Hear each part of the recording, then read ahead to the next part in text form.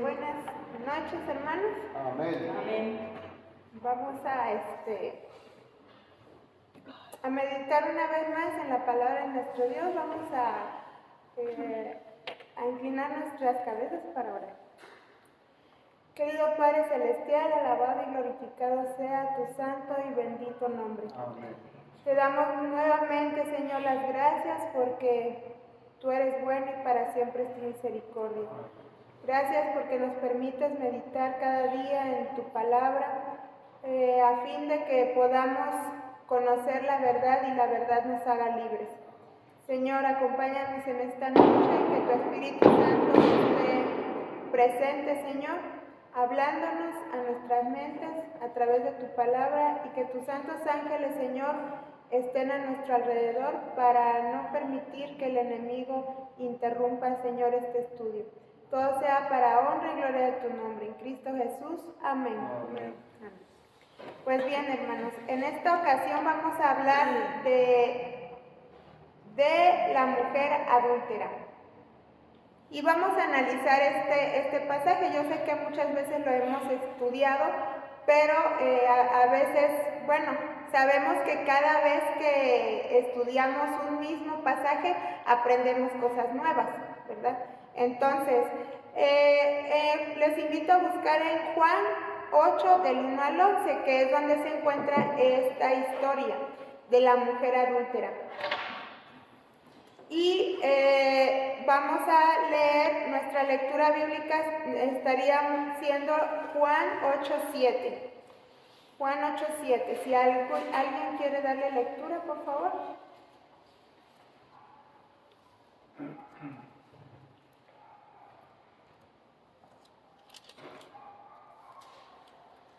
Y como insistieran en preguntarle, se enderezó y les dijo: el que de vosotros esté sin pecado, sea el primero en arrojar la piedra contra ella. Amén.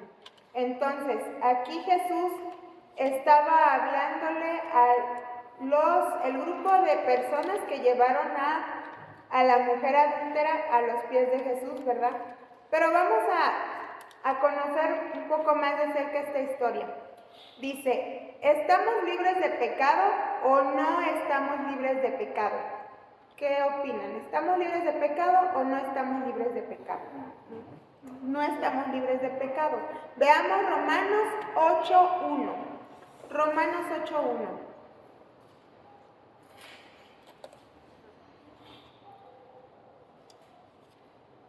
Romanos 8:1 nos dice, si alguien lo tiene.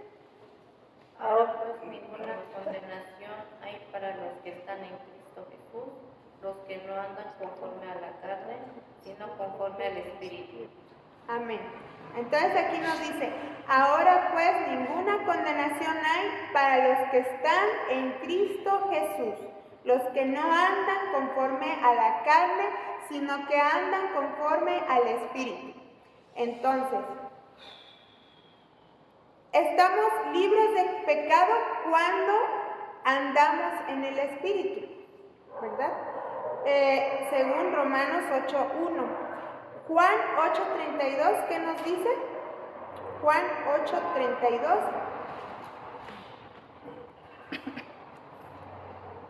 Y conoceréis la verdad, y la verdad os hará libre.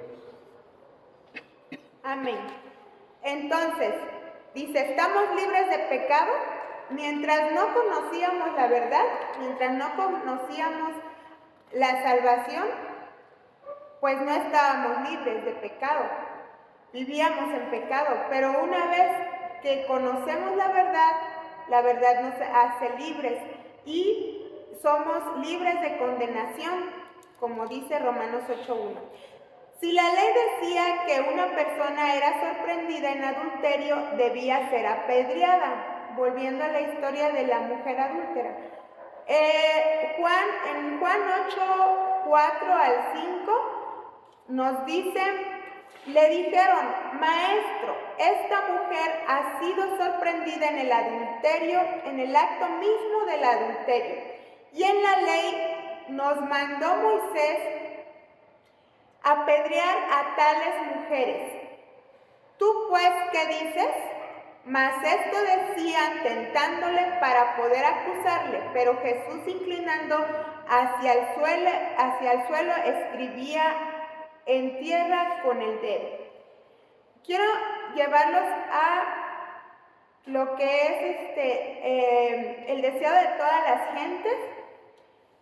Aquí nos habla un poquito en el capítulo 50, página 424, 400 hasta 426, pero en el 424 nos habla un poquito de que los fariseos y los escribas estaban maquinando contra Jesús, ¿verdad? Estaban ellos buscando la forma de entramparlo. De hecho, este capítulo se llama la trampa de ellos. Entonces, los fariseos sabían que si llevaban un caso a Jesús, ellos iban a un caso que de tal forma de que Jesús cometiera algún error para ellos entonces acusarlo. Pero aquí nos dice en la página 425 del Deseo de todas las gentes, dice que pronto fue interrumpido porque Jesús estaba predicando las verdades bíblicas. Entonces fue interrumpido y un grupo de fariseos y escribas se acercó a él arrastrando a una mujer aterrorizada, a quien con voces duras y ávidas acusaron de haber violado el 7º mandamiento. Habiéndole empujado hasta la presencia de Jesús, le dijeron con hipócrita manifestación de respeto: en la ley Moisés nos mandó apedrear a tales. ¿Tú pues qué dices? Estos hombres eran líderes de la iglesia que estaban buscando la manera de acusar a Jesús, de entramparlo. Y van muy hipócritamente y le dicen: en la ley de Moisés nos mandó apedrear a tales mujeres. ¿Tú pues qué dices? Jesús, a ver, dinos. Entonces dice que la reverencia que ellos manifestaban ocultaba una profunda maquinación para arruinar a Jesús.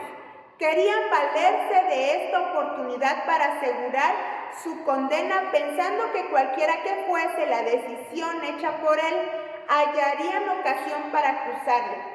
Si él indultaba a la mujer, nos dice que se le acusaría de despreciar la ley de Moisés, pero si la condenaba, condenaba y la declaraba digna de muerte, se le podría acusar ante los romanos de asumir una autoridad que les pertenecía solo a ellos. Así que, si estudiamos en el pasaje completo de esta historia, nos dice que Jesús, al saber todo eso, obviamente Jesús tenía la sabiduría de su Padre y analizaba los pensamientos de ese grupo de hipócritas, porque era lo que eran, ¿verdad? Entonces ellos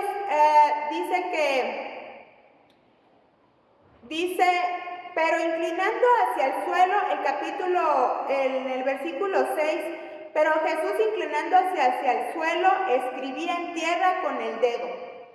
Y como se insistieran en preguntarle, se enderezó y les dijo: el que de vosotros esté sin pecado, sea el primero en arrojar la piedra contra ella. Veamos, en la ley de Moisés, según en Deuteronomios 22, 22 al 24, si ustedes lo pueden buscar, según en ese pasaje nos cuenta que cuando una pareja era encontrada en adulterio, ahí nos dice que eran dignos de muerte ambos, porque de hecho ese pecado no lo hace solito una persona, sino lo hacen dos. O sea, es un acto de dos. Entonces tenía que ser apedreados ambos, el hombre y la mujer. Pero esto también dice aquí que tenía que ser el que lo acusara, o el que el que fuera a declarar este pecado tenía que ser el esposo de la mujer. Y aprendiéndoles a ambos, a la mujer con el que había cometido el acto, tenían que ser apedreados por los testigos de este acto. Entonces, ¿qué sucedió aquí? Resulta que los escribas y fariseos habían hecho caer a la mujer en adulterio con uno de sus mismos integrantes. Puesto que era uno de sus mismos integrantes, ellos lo absolvieron, lo dejaron ir y solamente agarraron a la mujer y fueron y se la aventaron a Jesús. Qué tramposos, ¿verdad? Porque ellos no agarraron a los dos. Entonces, todo eso Jesús lo sabía. Y en la página 25 y 26 del Deseado de todas las gentes nos dice que la reverencia que ellos manifestaban ocultaba una profunda maquinación para arruinar a Jesús. Querían valerse de esta oportunidad para asegurar su condena, pensando que cualquiera que fuese la decisión hecha por él haría ocasión para acusarle. Jesús miró un momento la escena, la temblorosa víctima avergonzada, los dignatarios de rostro duro, sin rastros de compasión humana. Estas personas no tenían compasión, o sea, ellos ya querían ver cómo Jesús declaraba culpable y empezar a arrojar las piedras a esta mujer. Su espíritu de pureza inmaculada sentía repugnancia por este espectáculo. Imagínense ustedes la escena. ¿Cómo sentirían ustedes estando en el lugar de Jesús? Dice que él sentía repugnancia por el acto de estas personas. Bien sabía él con qué propósito se le había traído este caso. Leía el corazón y conocía el carácter y la vida de cada uno de los que estaban en su presencia. Aquellos hombres que se daban por guardianes de la justicia habían inducido ellos mismos a su víctima al pecado, a fin de poder entrampar a Jesús. Entonces Jesús, no dando señal de haber oído la pregunta, Jesús al momento de ver esto, él se hizo como que ignoró ese momento y él bajó su cabeza y se puso a escribir en la tierra. Dice, y fijó los ojos en el suelo y empezó a escribir en el polvo. Impacientes por su dilación y su aparente indiferencia, parecía que Jesús estaba indiferente a lo que estaba pasando, los acusadores se acercaron para imponer el asunto a su atención. Pero cuando sus ojos siguieron los de Jesús, cayeron sobre el piso a donde él estaba escribiendo. Entonces, ahí trazados delante de ellos estaban los secretos culpables de sus propias vidas. El pueblo que miraba vio el cambio repentino de expresión y se adelantó para descubrir lo que ellos estaban mirando con tanto asombro. Quiero detenerme aquí para comentar que cuando nosotros hemos estudiado este tema o lo escuchamos también en otras predicaciones, se nos resalta mucho que estaba toda la gente y que toda la gente la iba a apedrear y toda la gente salió corriendo porque todos eran pecadores. Sin embargo, aquí en el Deseado de todas las gentes nos explica que la multitud o el pueblo que estaba escuchando originalmente las enseñanzas de Jesús estaban aparte. El grupo de hombres que habían llevado a la mujer para que fuera apedreada eran los cómplices de este acto, que habían llevado a la mujer a eso para ellos entrampar a Jesús. Pero entonces nos dice cuando el pueblo estaba viendo esta escena, a ver qué era lo que iba a pasar, ellos se dieron cuenta que el grupo de fariseos y escribas empezaron a salirse uno por uno, porque dice que en el momento en el que ellos vieron a Jesús, a los ojos de Jesús, y vieron lo que él estaba escribiendo en el piso, ellos se dieron cuenta que él estaba escribiendo todos los pecados, incluyendo el pecado mismo que habían llevado ahí para acusar a la mujer y entramparlo a él. Entonces ellos mismos estaban inmiscuidos en ese pecado de la mujer. Dice que el pueblo que miraba vio el cambio repentino de esos hombres, cómo fue uno por uno se empezó a alejar, se empezó a alejar, se empezó a alejar. Dice que al par que profesaban reverencia por la ley, los rabinos, al presentar la acusación contra la mujer, estaban violando lo que la ley establecía. Era el deber del esposo iniciar la acción contra ella. Y los testigos iban a ser los que iban a apedrearla. Pero esos testigos aparentes eran los mismos que estaban inmiscuidos en ese pecado.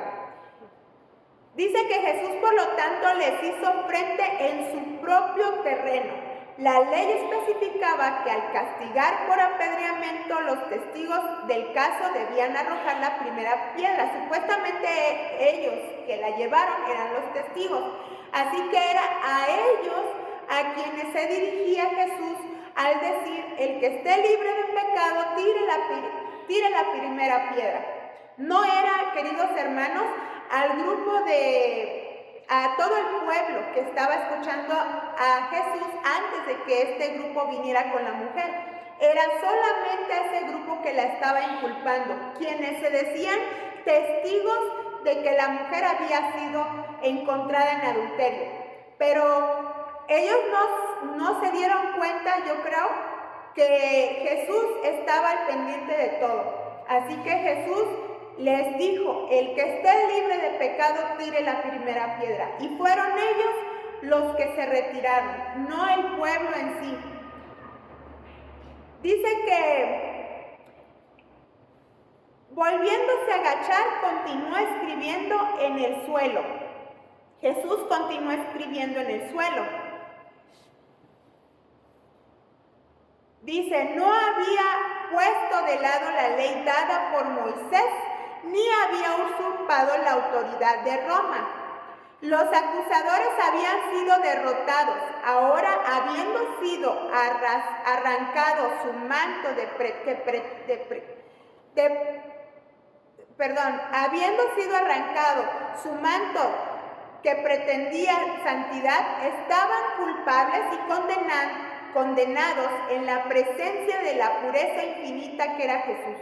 Temblaban de miedo de que la iniquidad oculta de sus vidas fuese revelada a la muchedumbre que estaba ahí.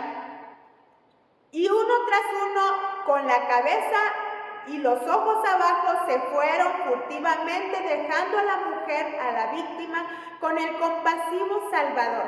Y ahora aquí viene lo más bonito de esta historia. Dice: Jesús se enderezó y mirando a la mujer dijo: mujer, ¿dónde están los que te acusaban? Y la mujer vio, ¿verdad? Ninguno te ha condenado, le dijo Jesús. Y ella dijo: Señor, ninguno. Entonces Jesús: ni yo te condeno, vete y no peques más. Este es otro punto interesante. Jesús enfatizó a la mujer, le dio la salvación y le dijo: vete y no peques más. Él perdonó sus pecados, pero le dijo: no peques más. Dice que la mujer había estado temblando del miedo delante de Jesús. Sus palabras: el que de vosotros esté sin pecado, arroje contra ella la piedra el primero, habían sido para ella como una sentencia de muerte. No se advertía a alzar sus ojos al rostro del Salvador, sino que esperaba silenciosamente su suerte. Con asombro vio a sus acusadores. apartarse mudos y confundidos. Luego cayeron en sus oídos estas palabras de esperanza: ni yo te condeno, vete y no peques más. Su corazón se estremeció, se enterneció y se arrojó a los pies de Jesús, expresando con sollozos su amor agradecido, confesando sus pecados con amargas lágrimas. Esta mujer había entrado en ese momento de la justificación.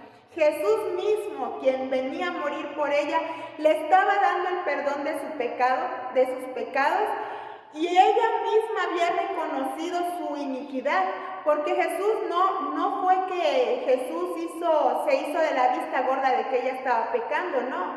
Jesús reconocía que era una pecadora y se lo hizo saber, pero lo que a Jesús le interesaba era que ella fuera limpia, perdonada y que iniciara una nueva vida con Cristo.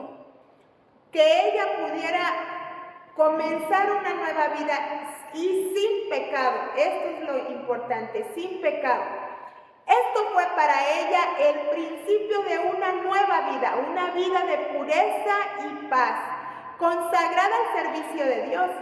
Al levantar a esta alma caída, Jesús hizo un milagro mayor, que al sanar la más grave enfermedad física, curó Jesús la enfermedad espiritual, esa enfermedad espiritual que nos lleva a la muerte eterna. Con amor y devoción abnegados retribuyó su misericordia perdonadora. En su acto de perdonar a esta mujer y estimularla a vivir una vida mejor, el carácter de Jesús resplandece con la belleza de la justicia perfecta. Y eso es lo que Jesús quiere de nosotros, hermanos. Que si nosotros reconocemos algún pecado que hayamos hecho por error, por ignorarlo, o si ya sabemos que no debíamos de hacerlo y lo hicimos, pedir ese perdón y Dios nos perdona. Pero Dios va a saber, Dios sabe la intención, Él pesa los corazones, Él sabe la intención de cada persona al momento de pecar. Él analiza si esa persona lo está haciendo consciente, si ya lo preparó su pecado, si lo está haciendo porque no sabe, si lo está haciendo porque alguien lo está obligando. Todo eso es analizado por Dios, porque Dios sabemos que es un Dios justo. Él no va a condenarlo solo porque sí. Así que este fue el caso de la mujer, que analizó la forma en la que esta mujer había caído en pecado y de tal manera que Él le estaba dando la oportunidad de salvación. Con esto dice que resplandece la belleza de la justicia de Dios. ¿Acaso creen ustedes que esta mujer se fue a pecar después de eso? Si dice que estaba llorando a los pies de Jesús, reconociendo todos los pecados que ella había cometido, no nada más el que se le acusaba en ese momento, sino todos los otros pecados. Entonces, aunque no toleró el pecado ni redujo el sentido de la culpabilidad, nos dice el deseado de todas las gentes, no trató de condenar, sino de salvar. El mundo tenía para esta mujer pecadora solamente desprecio y escarnio, pero Jesús le dirigió palabras de consuelo y esperanza. El ser sin pecado se compadece de las debilidades de la pecadora y le tiende una mano ayudadora. Mientras los fariseos hipócritas la denuncian, Jesús la ordena: vete y no peques más. No es seguidor de Cristo el que, desviando la mirada, se aparta de los ojos que yerran, dejándolos proseguir sin estorbo su camino descendente. Entonces, nosotros no podemos hacernos de la vista gorda y tampoco dejar de hacerle ver a nuestro hermano, a nuestro prójimo, su pecado con amor, como lo hizo Jesús. Jesús le mostró a la mujer con amor su pecado y le mostró que podía ser salva. Ella aceptó esa salvación, se arrepintió y Dios le otorgó la salvación. Así que muchas personas dicen, no, pues yo prefiero dejarlo que siga ahí, pero nosotros vamos a ser demandados de esa sangre de esas personas que se pierdan, va a ser demandada de nosotros si nosotros no le decimos a ellos que su condición con amor de tal y dándole la esperanza también de la salvación. Pues bien, hermanos, así que para terminar nos dice que la sangre de Cristo Jesús nos limpia de todo pecado. Primera de Juan 1:7. Veamos en Primera de Juan 1:7.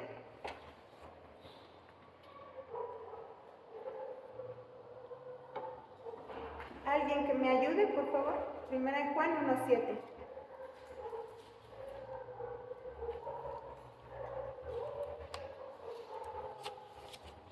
Pero si andamos en luz, somos el que está en luz, tenemos comunión unos con otros y la sangre de Jesucristo, su Hijo, nos limpia de todo pecado. Amén. Y dice aquí, si andamos en luz, aquí no nos dice, si sigues en la oscuridad, la sangre de Cristo te limpia de pecado, no. Dice, si andamos en luz, la sangre de Cristo nos limpia de todo pecado.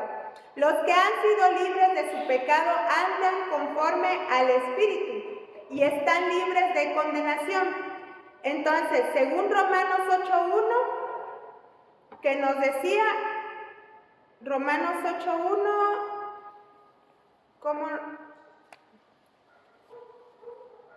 ¿qué nos dijo Romanos 8:1? Ahora pues ninguna condenación hay para los que están en Cristo Jesús, los que no andan conforme a la carne, sino conforme al Espíritu. Hay dos clases de adoradores, unos representados por los sacerdotes, que andan conforme a la carne, continúan bajo la condenación. Otro grupo es representado por los apóstoles, que a partir del derramamiento del Espíritu Santo están libres de pecado y fuera de condenación. Hermanos, no podemos excusarnos en nuestra condición espiritual empleando la palabra de Jesús de que el que esté libre de pecado tire la primera piedra, como para decir, es que nadie puede dejar de pecar, así que nadie puede estar exento. Porque ya estudiamos que realmente si andamos en luz, nosotros no debemos de pecar. Porque estas palabras fueron dirigidas especialmente a los cómplices del pecado de esta mujer. El que está en Cristo no peca, y si peca, no le ha conocido, según Primera de Juan 3:6. Y vamos a terminar leyendo esta cita. Primera de Juan 3:6. Dice, todo aquel que permanece en él no peca. Todo aquel que peca no le ha visto ni le ha conocido. Así que bueno, queridos hermanos, la invitación de esta noche es que nos mantengamos sin pecar. Que de tal forma que nos mantengamos en el Espíritu para que no haya en nosotros pecado. Y si hubiese algo en lo que caigamos, pero que sea porque realmente no supimos que era pecado. No podemos seguir cayendo en lo que ya sabemos que es pecado, porque ya conocemos y ya sabemos aquí que el que anda en luz no peca. Y Dios siempre nos va a dar la salida a cualquier tentación, porque Él es justo. Y una vez más les recuerdo, todo lo podemos en Cristo que nos fortalece, según Filipenses 4:3. Muchas gracias y que Dios nos bendiga. Amén.